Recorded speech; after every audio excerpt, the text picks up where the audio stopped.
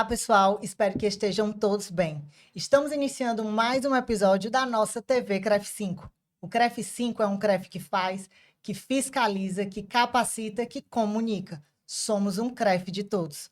Sou Gernanda Léa, profissional de educação física, e hoje vamos ter um bate-papo interessantíssimo, hein, sobre a BNCC e educação física dentro das escolas. O que mudou? Será que teve muitas mudanças?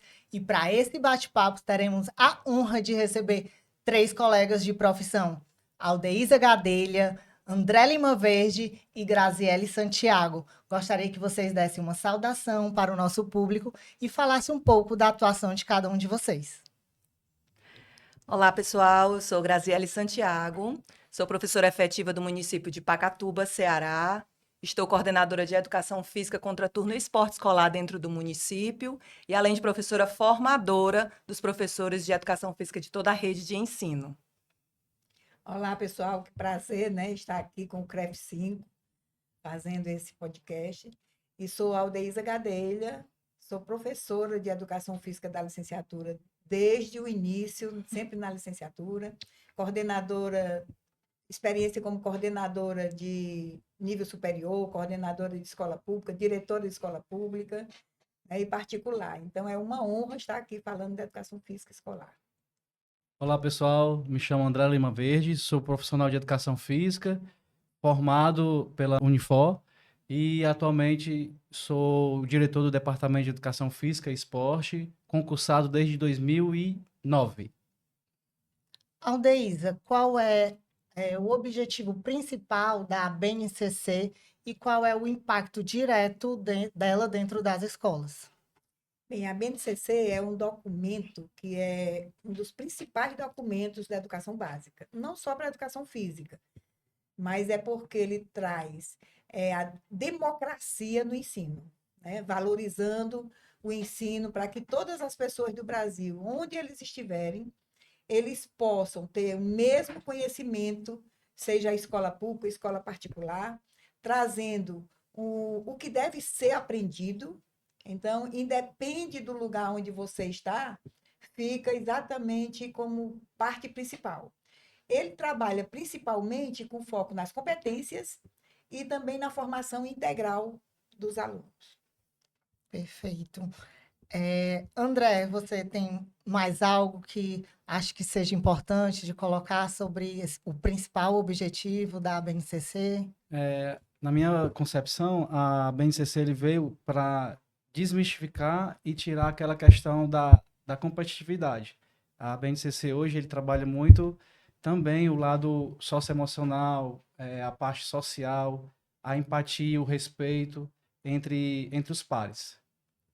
E qual a unidade temática que mais mudou a forma pedagógica de trabalhar? E qual foi a maior dificuldade, né, com essas mudanças? Rapaz, assim, eu acho que o pessoal vai achar que eu vou dizer dança ou ginástica, mas na minha concepção, eu creio que é o esporte, porque nós viemos muito do lado tecnicista.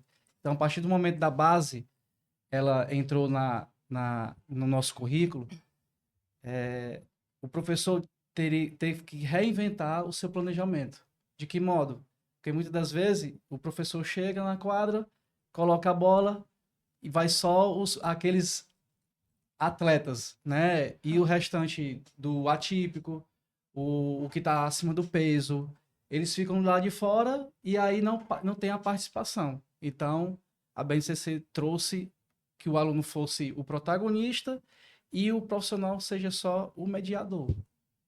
A reinvenção, né, Germano? Isso. A reinvenção do profissional de educação física, porque o André destacou a questão dos esportes, mas eu vou enfatizar a dança por ser também da área, porque antes a dança e as lutas, principalmente, eram deixadas de lado.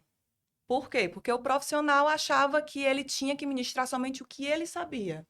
E aí, na BNCC, ela vem com esse aparato de organizar em várias unidades temáticas, objetos de conhecimentos variados, para que o aluno tenha um maior leque de possibilidades. E aí, faz com que esse professor ele tenha que se reinventar.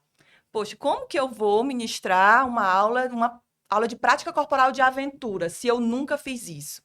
E aí, às vezes, ele acha que para ele poder executar uma boa aula, ele tem que ter propriamente a prática daquilo dali. E não, ele pode hoje se reinventar através de várias metodologias diferentes, principalmente a questão de metodologias ativas, que ele pode fazer com que o aluno diga primeiro o que é que ele sabe, o que é que esse aluno traz no contexto dele. Porque ele também é um ser humano e nós estamos trabalhando para ele que ele se desenvolva integralmente, né? Então, o que é que esse aluno sabe? Qual é a prática corporal que ele já tem, que ele vivencia dentro da comunidade dele, para poder ele exemplificar ali e, a partir daquilo, ser construído uma nova habilidade, uma nova competência dentro da sala de aula. E daí vai ser a dança, vai ser a luta, vai ser a prática corporal de aventura, os esportes de forma geral, os jogos e brincadeiras que são da base. Mas foi bem legal o André falar do esporte, porque a BNCC também traz a questão do esporte, os esportes não convencionais. Tira muito da questão do quarteto fantástico, né? Que era o viés do professor de educação física, sempre era trabalhar só os esportes coletivos de quadra, vôlei, basquete, handebol e futsal. E aí, com a BNCC, ele vem com esportes de campo, esportes de taco, esportes de rede, parede. E aí, esse professor tem que pesquisar, né? Ou então fazer com que esse aluno pesquise e tenha a curiosidade de ver outras práticas corporais para ir além, né? Realmente. Eu vejo que a BNCC, ela faz com que o aluno tenha a vivência da educação física em todas as suas dimensões, desde a base.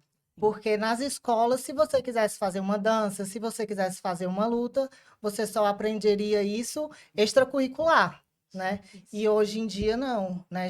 Você já vê que cada etapa tem um ensinamento adequado para aquela idade, para aquele tipo de desenvolvimento, e realmente é muito importante para que a pessoa já se desenvolva e até ajude a pessoa a querer mais vivenciar atividade física, por causa que ela poderia não se identificar com um futsal, um basquete, mas pode se identificar com uma luta, então, de qualquer forma, já faria aquela pessoa a se movimentar, né? E evitar o sedentarismo desde a infância. E é por isso que o principal papel da educação física é fazer com que os estudantes adquiram um estilo de vida fisicamente ativos para toda a vida. Então, por isso que na BNCC ele não vem chamado componente curricular, ele vem estudos e práticas da educação física. E aí, quando você oferece oportunidades diferentes para cada um encontrar a maneira melhor de utilizar essa prática de atividade física fora da escola, ele possa escolher entre qualquer um dos temas. E aí, para saúde, para recreação, para ele, se quiser desenvolver como atleta, ele sabe o que é que precisa e ele vivenciou, ele é obrigado, o professor é obrigado, porque é lei, BNCC é lei. Diferente de antigamente, que eram os parâmetros curriculares, que era uma sugestão, mas agora é lei. Professor que não ensina de acordo com os temas, as unidades temáticas da BNCC, ele está fora de lei. Inclusive, ele prejudica o aluno no Enem, por causa que agora a educação física já está dentro do Enem em linguagem, códigos e suas tecnologias, né? Então, é realmente crucial esse ensinamento, porque futuramente vai acabar prejudicando esse aluno. E visando a educação física, né, como estamos falando, ela desenvolve toda essa parte sócio da comunicação também. Como é que você visa que a BNCC ela vem contribuindo cada vez mais para isso? Penso que a BNCC fez com que o professor precisasse se autoavaliar, né? Precisasse rever as suas práticas, rever como que ele ia conseguir chegar a atingir essas habilidades dos alunos, porque, como você mesmo falou, nesse instante, cada ano, cada série tem habilidades específicas que eles precisam consolidar, esses alunos, para poder construir competências maiores. Porque a BNCC é isso, ela vem construindo competências ao longo do ensino básico, totalmente, para poder formar um aluno integralmente. E aí, dentro da educação física escolar, esse aluno ele consegue desenvolver essas habilidades para poder formar novas competências, para ele poder se desenvolver integralmente, né? Como ser humano, como pensamento crítico, com a criatividade dele, com o maior aparato cultural. E aí, esse professor ele precisou se reinventar, literalmente, sair da caixinha dele, como a Aldesi falou, para poder ele mostrar melhor as habilidades, desenvolver melhor essas habilidades dos seus alunos. E ela vem, inclusive, ratificar o que já veio em 98 da Unesco, que são os 4 pilares da Unesco. A BNCC vem encaixando exatamente isso. O aluno não pode aprender só praticar. Ele tem que aprender a conhecer, aprender a fazer, aprender a conviver e aprender a ser. Então, para você se tornar um competente, é preciso que você desenvolva as habilidades. As pessoas dizem competências e habilidades. Você só é competente se você tiver habilidade. Isso. Você não é competente para cantar se você não tiver habilidade de cantar. Então, a competência está muito ligada à habilidade que você traz, às atitudes que você tem. Então, a comunicação, a parte de administração emocional, a parte de conviver com as pessoas, está inserida na BNCC. Então, é um momento muito importante nas aulas de educação física para que essas pessoas, inclusive, se forem bem tratadas do jeito que é para ser, automaticamente até a violência passa a ser diminuída.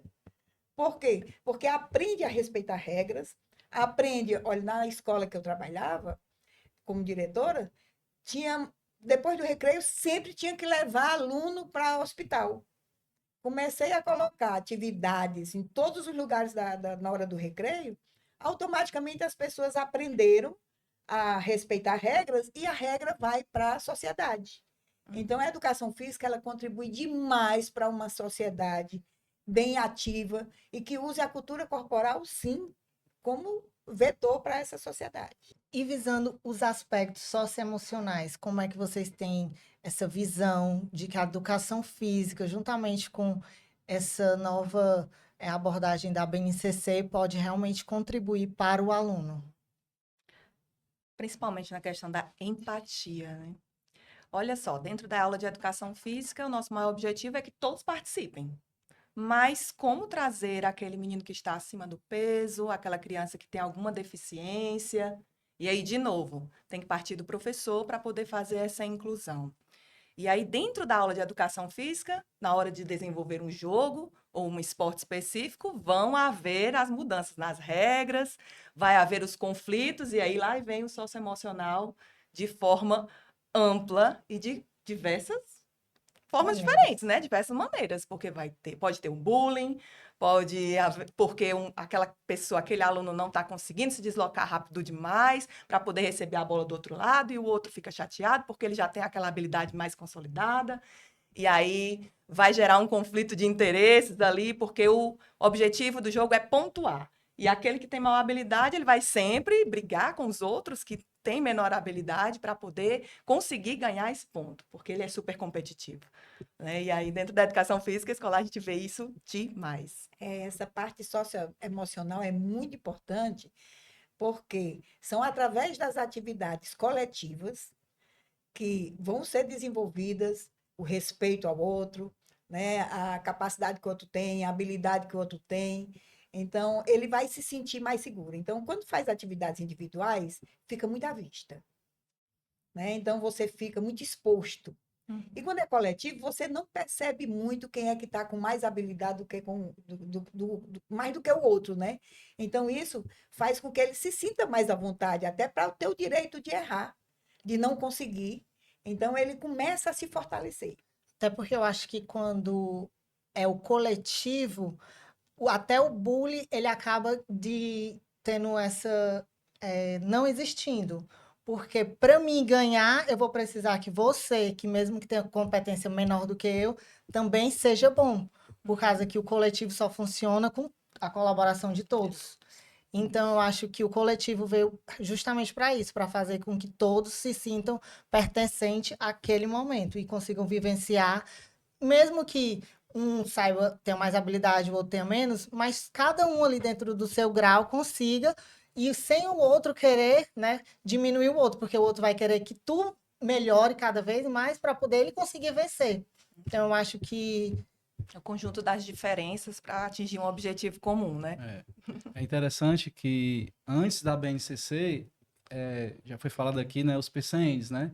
Então, a partir do momento que tinha os PCNs, eu convivi isso, eu sou dessa transição do PCNs e da base, era muito voltado para o corpo, o físico em si, pelo menos onde eu ministrei aula, o outro professor, os alunos chegavam para mim, ó, você veio com uma temática, uma vivência diferente, porque eu não estava visando mais o corpo. Já naquela época que eu entrei em 2009, não tinha a BNCC ainda. Então, eu já olhava essa parte da cooperação, eu já olhava aquela parte do respeito, porque onde eu entrei tinha muita questão de bullying e foi feito até um projeto lá que a gente colocou bullying na aula de educação física, não. Então, foi até uma reportagem lá, a TV Verdes Mares foi lá, porque foi disseminado em toda a unidade escolar que eu estava ministrando na época. Foi muito bacana porque a gente via, na hora do recreio, aquela famosa brincadeira de empurra-empurra, e a partir desse momento foi criado um monitoramento de um recreio ativo, e a partir desse momento, quando chegou a base, aquela dimensão atitudinal foi o pontapé ou X, porque o professor ele tem que mostrar para o aluno que aquela aula prática vai refletir lá fora, o lado social dela, o lado de respeito com o próximo, né? Muitas das vezes o professor está naquela bolha, antes da BNCC, ele não sabia ministrar uma aula para o aluno típico e um aluno atípico. Com a base, não. Com a base, ele teve que sair da bolha, ele teve que se programar, ele teve que se reinventar, como a Grazi falou. Então, muito interessante. A diversidade da BNCC facilita demais a administração socioemocional. Enquanto um se sobressai no esporte de handebol, basquete, sei lá, okay? Outro se sobressai na luta, outro se sobressai na dança, então todo mundo se sente contemplado. E com isso vai acontecer a inclusão. Então, automaticamente, a forma de trabalhar a BNCC e nem um plano de aula teve que ser todo ressignificado. Sim. Porque o plano de aula tem que trabalhar nas 3 dimensões. Não tem mais aula prática, aula teórica. O que é que tem? As 3 dimensões dos conteúdos.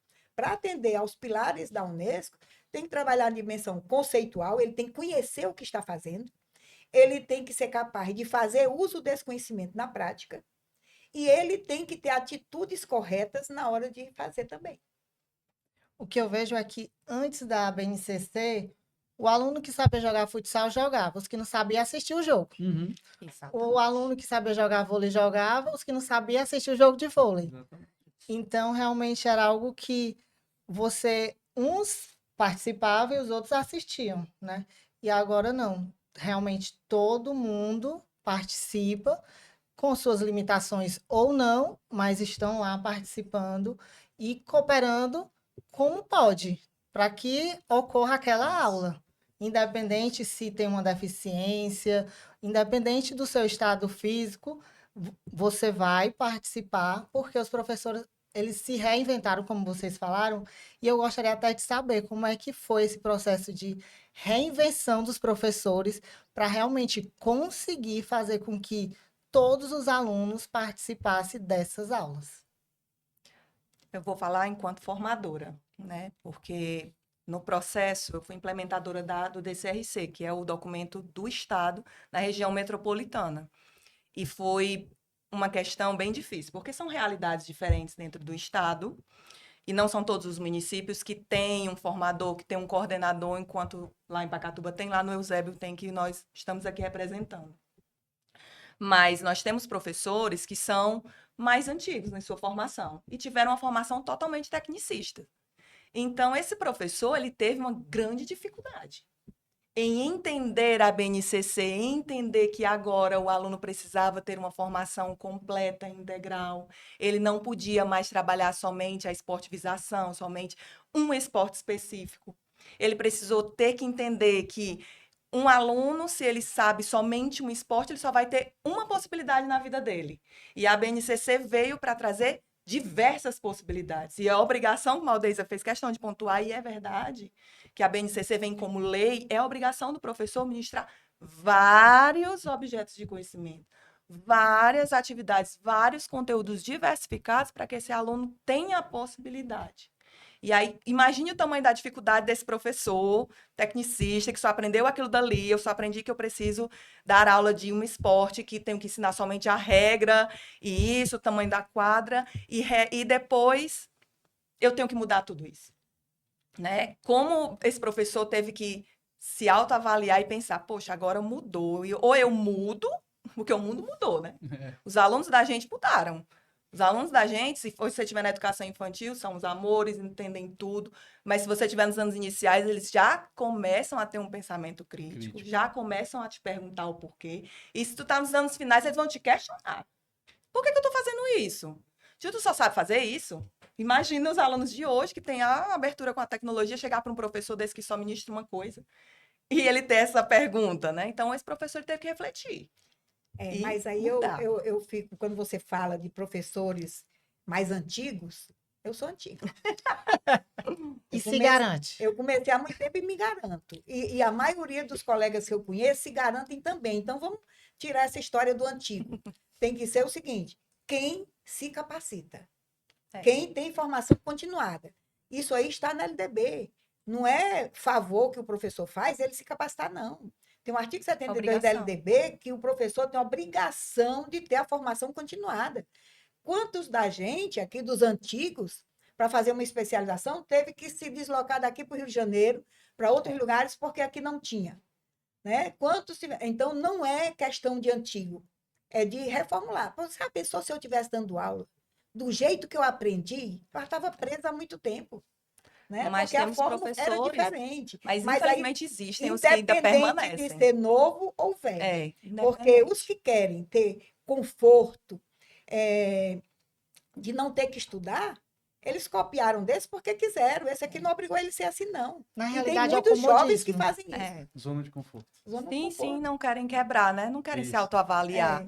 É, Corrigindo, não é questão do ser velho ou ser novo, Aham. não. É a questão do pensamento mesmo da pessoa. pensamento. É a pessoa que não quer se remoldar, se requalificar, aprender coisas novas. Porque a Ô, formação Grazi, continuada depende muito é, mais do professor do que propriamente mas uma prefeitura, uma secretaria em si, né? eu acho que também muitos, não é porque não querem, é porque não sabem.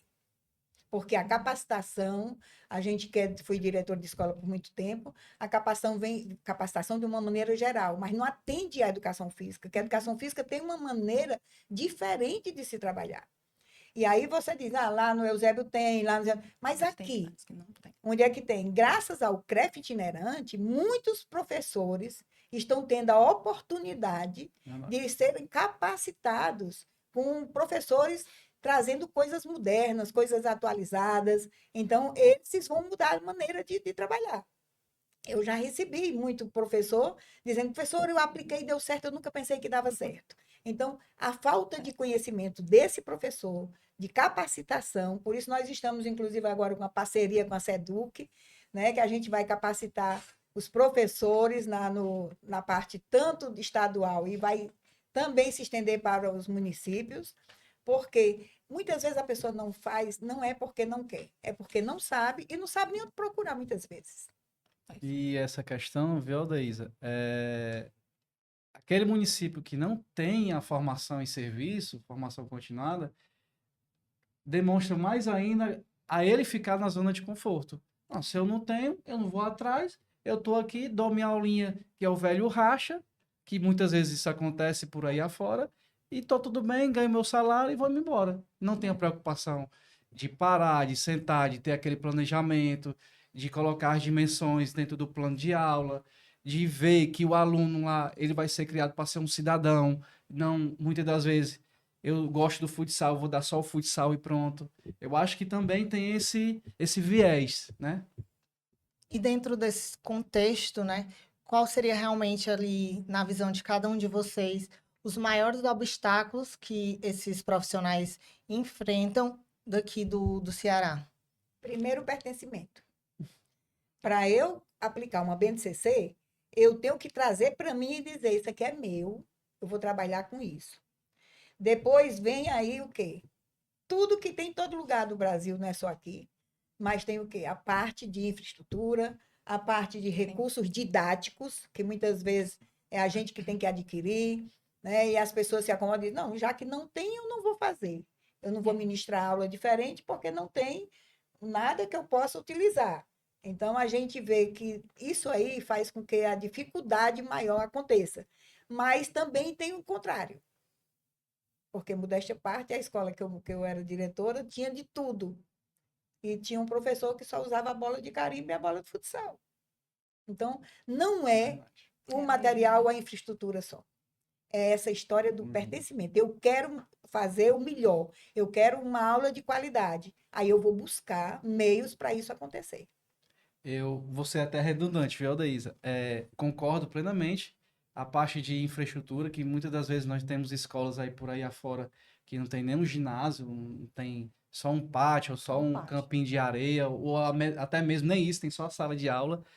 E tem a questão do material esportivo, porque se o professor de matemática, professor de história, de geografia, tem o livro, que é o material dele, por que é que a gente também não pode ter a nossa bola, né, os nossos implementos, seja de atletismo e etc. Então, e o mais importante que eu acho, esse pertencimento que a senhora falou, se o professor perceber, se fosse o meu filho naquela aula, eu ia gostar.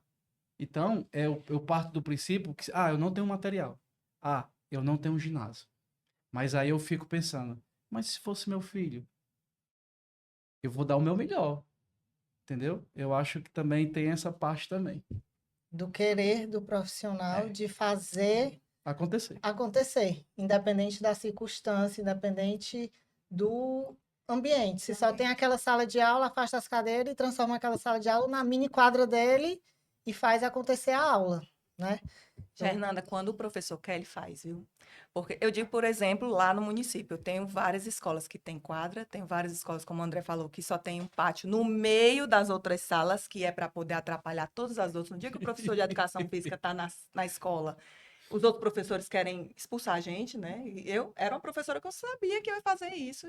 E eu fazia questão, pois no dia que eu estiver aqui, vocês vão saber sim, porque eu não vou fechar a boca das minhas crianças. Elas vão brincar, elas vão poder fazer a aula delas sim completas. E nós temos professores, e tem escola que não tem nem esse pátio, tem os cajueiros. E o professor faz a aula debaixo dos cajueiros, ali na sombrinha do cajueiro, ele faz, ele monta. Se for um circuito motor com as crianças menores, ele monta e faz do mesmo jeito. Se for algum jogo ou brincadeira, ele faz do mesmo jeito. Muito é do professor querer. Como a Aldeisa falou, ele querer fazer, ele querer buscar melhorar, ele querer realmente agir eticamente, corretamente com a profissão que ele escolheu. Porque quando você escolhe ser professor, você não pode escolher ser professor pelo salário. Não pode. Você tem que escolher ser professor porque é uma vocação sua. E todo mundo que é da educação física sempre tem esse viés de dizer assim, a educação física me escolheu. Porque tudo encaminha para aquilo. E pode olhar que nós da educação física não somos quietinhos. Não, é aquele professor que é capaz de transformar tudo em jogo. Professor de português e matemática tem uma grande dificuldade em fazer isso. Nós não. Transformamos tudo em jogo, tudo fica mais legal, mais divertido. É o melhor professor da escola, é o professor mais esperado, mas não é por outra coisa. É porque a gente tira eles da mesmice. De estar sentado o dia todo, 4 horas, direto, estudando, estudando, estudando, porque tem avaliação externa e somente por aquele objetivo. Não, o professor de educação física, ele chega lá e faz a diferença. Vamos para a quadra, vamos, seja na fila, seja correndo, como for, mas chega lá, se organiza, as crianças entendem. Quando o professor quer, ele para e diz: olha, você não pode fazer isso aqui você precisa respeitar o coleguinha, seja como for, e faz aquela questão acontecer. É realmente do professor querer fazer a diferença. Falamos já sobre essa formação continuada, né? E qual é essa real importância, qual é o papel assim dela crucial para esse profissional de educação física que trabalha dentro das escolas? É tudo. Capacitação, porque o que hoje eu digo sempre muito meus alunos, você sabe disso. Quando eu digo o que eu estou ensinando hoje, amanhã já não é mais para ser ensinado, porque coisas novas aconteceram. Você tem que estar aprendendo todo dia, o dia todo. Então você não pode se acomodar porque eu estudei, eu fiz um curso e agora eu vou aplicar isso para o resto da vida. Então, essa capacitação continuada é isso, é mudar de acordo com as necessidades da sociedade. Quando o Celso Antônio dizia que a educação brasileira estaria perfeita, seria quando as escolas trabalhassem a transversalidade. O que é transversalidade? E a multidisciplinaridade e tudo. É quando eu aplico na minha vida social, na minha vida fora da escola, o que eu aprendi na escola. E eu tenho prazer de estar aprendendo, eu tenho prazer de estar adquirindo habilidades, competências aí diferenciadas, porque eu vou saber usar. Então, essa maneira de trazer para a sociedade, investir na mudança que a sociedade tem, precisa de uma pessoa. Ela não muda sozinha. Eu mudo a sociedade, ela me muda também. Então, a capacitação faz com que eu mude todo dia. Então, é importantíssimo que a gente saiba disso. Então, o Celso Antônio sempre dizia: educação infantil é tudo, o resto é quase nada. Mas começa de lá. Por isso que a gente do CREF está lutando, vem lutando para que os municípios consigam aprovar um projeto de lei onde só o professor de educação física atua na educação infantil e no ensino fundamental. Eu estava uma vez fora, era lá na Finlândia, que é o melhor país da educação, e eu perguntei a uma guia, que a guia turística era uma filósofa. Eu digo: a educação física que é valorizada? Ela disse, olhou para mim e disse assim: não existe educação sem educação física. Aí eu fiquei muito feliz. Eu digo: graças a Deus que ela me respondeu dessa forma, que era o que eu queria ouvir aqui no Brasil, ouvir em qualquer lugar do mundo, que a educação não existe sem a educação física. Porque é onde tem as transformações culturais, sociais. E quando eu falo de coletivo, não é esporte coletivo, não. É trabalhar coletivamente, qualquer ação, qualquer trabalho de equipe, que a gente diz, é você poder dialogar com o outro com uma maneira saudável, né? Você procurar ter conhecimento sobre a importância da educação física para a sua saúde mental, saúde física, saúde como um todo. Então, é preciso que a capacitação seja permanente mesmo. E com toda a sua experiência, né, fui sua aluna, como é que você vê esse passar do saber da BNCC dentro da universidade, para aquelas pessoas que ali ainda estão na formação? Porque na universidade nem todo mundo está afim de uma licenciatura. Porém, tem que ver grande parte do curso, você vê cadeiras que tanto é da licenciatura como do bacharel. Eu sou uma delas. Eu entrei na educação física pelo meu salão de musculação. E a Aldeísa me fez se apaixonar pela licenciatura. Inclusive, eu até falei: rapaz, eu vou abandonar meu marido lá no salão da musculação para ir dar aula com a Aldeísa.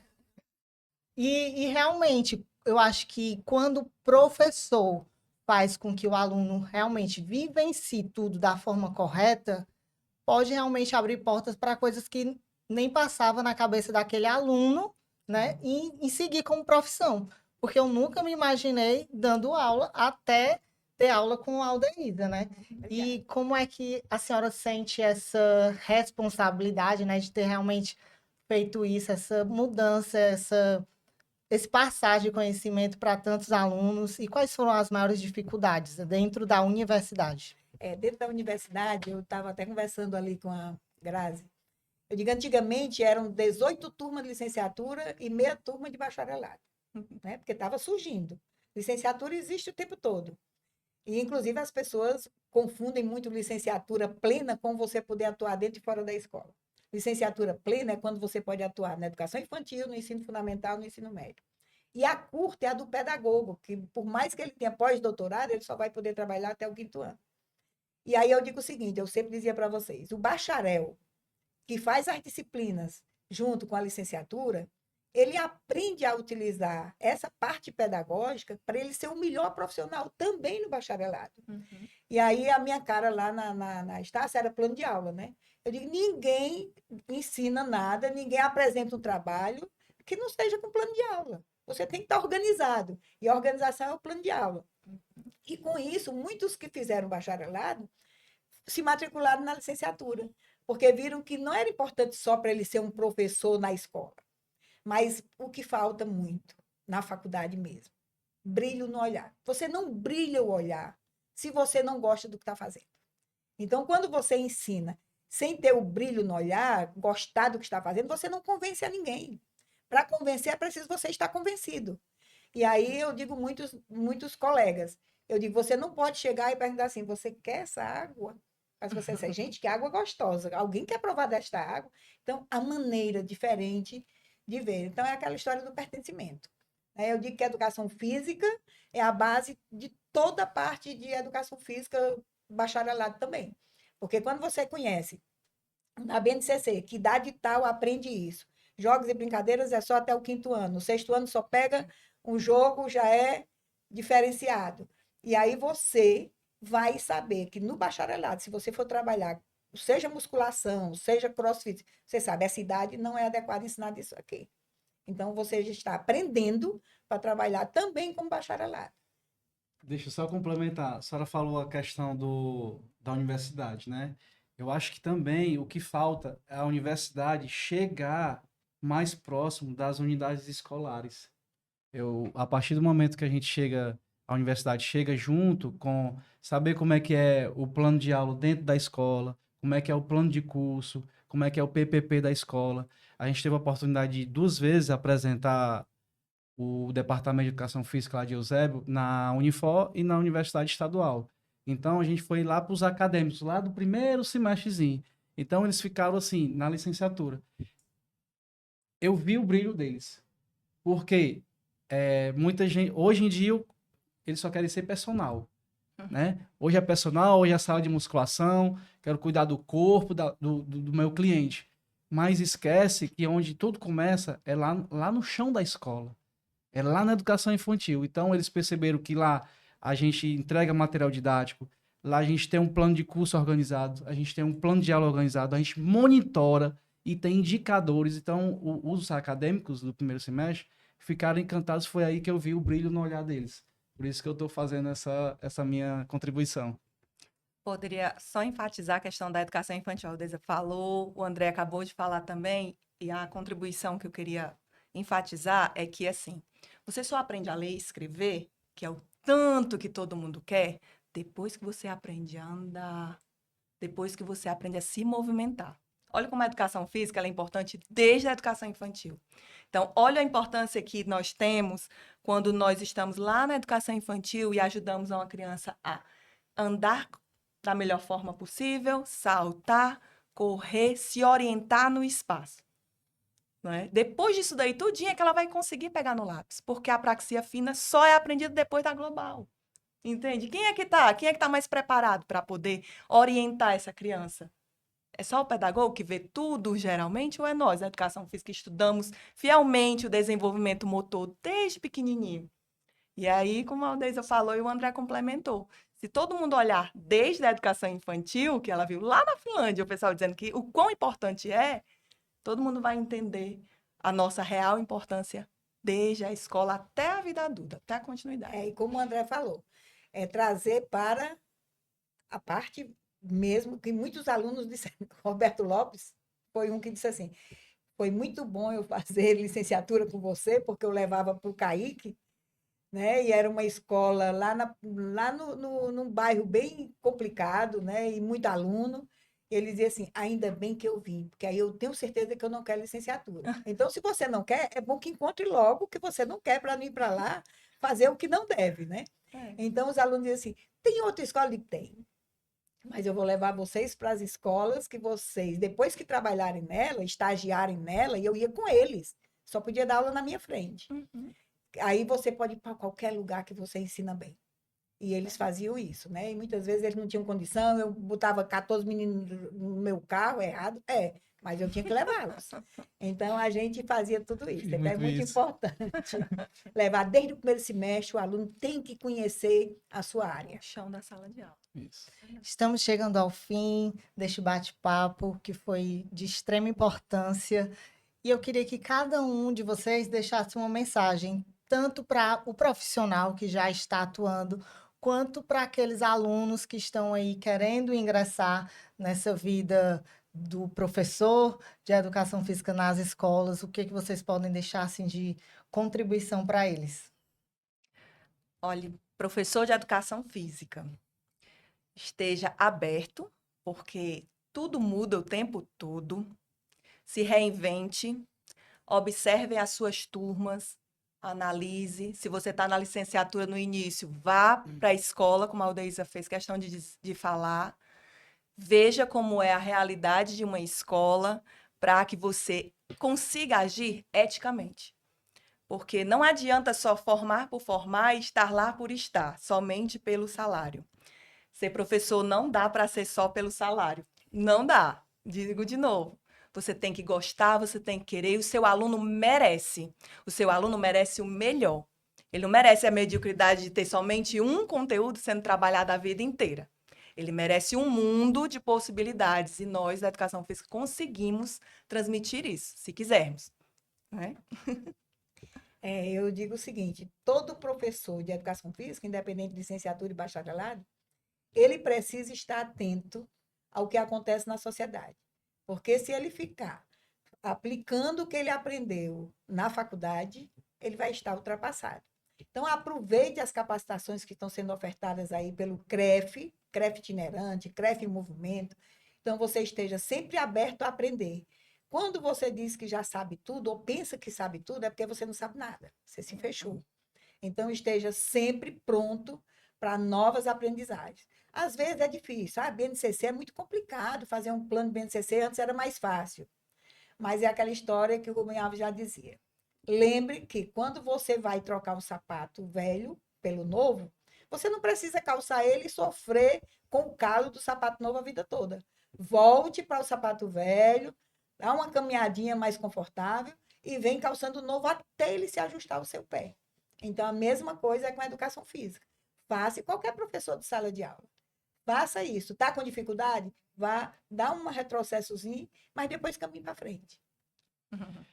Pessoal, a minha contribuição nessas considerações finais é dizer que se você escolheu a ser profissional de educação física, acadêmico lá no primeiro semestre, você não tenha medo do novo. Eu acho que muitas das vezes você escolhe uma profissão, aí chega no meio do caminho, não, vou desistir. Se permita, tenha amor na profissão que você escolheu. Muitas das vezes você chega no meio do caminho, eu não vou aguentar porque eu não me dou com a licenciatura, eu vou lá para o bacharel. Mas você não se permitiu. Então, a minha ideia é que você se permita. Eu era do bacharel e hoje eu estou na licenciatura. Eu dizia, meu Deus, eu nunca vou entrar no chão da escola. E hoje sou profissional de escola, estou como diretor do departamento de educação física, porque eu sou professor, né? Sempre você. É o que eu amo fazer. Todo mundo lá no Eusébio sabe que eu sou o perturbador da educação, porque eu defendo a minha cria, que eu digo, que são os meus professores. Nós temos 43 professores lá no corpo docente do Eusébio, e eu defendo com unhas e dentes qualquer direção, qualquer núcleo gestor, qualquer professor que diga que a educação física é só racha. Muito pelo contrário, não é. A educação física trabalha o corpo integral. A gente consegue trabalhar o cognitivo, consegue trabalhar o motor e consegue trabalhar também a parte da alimentação, que é muito importante, né, Grazi? A gente cuidar desses 3 pilares, você pode ter certeza, você vai estar criando um cidadão para o bem. E digo mais, muitas das vezes aquele aluno que se espelha em você, se você for um professor medíocre, se você for um professor que só dá racha, se você for um professor, eu vou só aqui ganhar meu dinheiro e pronto, você pode se arrepender no final. Muitas das vezes, aquele aluno, ele está se espelhando em você e pode ser um próprio professor de educação física. Como eu tive esse exemplo. Eu tenho 3 alunos, passaram por mim, acho que eu já estou ficando velho, passaram por mim e agora já são formados em educação física, lá no Eusébio. Nós demos essa oportunidade para esses 3 professores.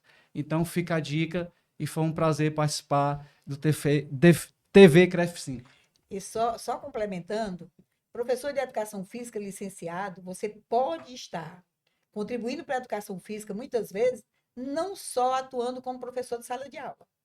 Eu passei como coordenadora pedagógica e foi como diretora, eu não queria ser, mas me colocaram lá que eu tinha que ser, porque eu deixei a minha primeira escola, que não tinha nada, com 2 quadras cobertas, com sala de dança, com todo o material. Então, você pode, sim, como licenciado, ser coordenador, ser professor coordenador de área, ser diretor de escola, e aí você pode, sim, valorizar mais ainda a educação física. Aldeísa, André, Grazi, muito obrigada. Agradeço pelas ricas contribuições desse bate-papo de hoje. E você aí que nos acompanhou, muito obrigado pela audiência. Se gostou, já compartilha e ajude a espalhar conhecimento. Fica ligado, até a próxima. TV CREF 5, Comunicação em Movimento.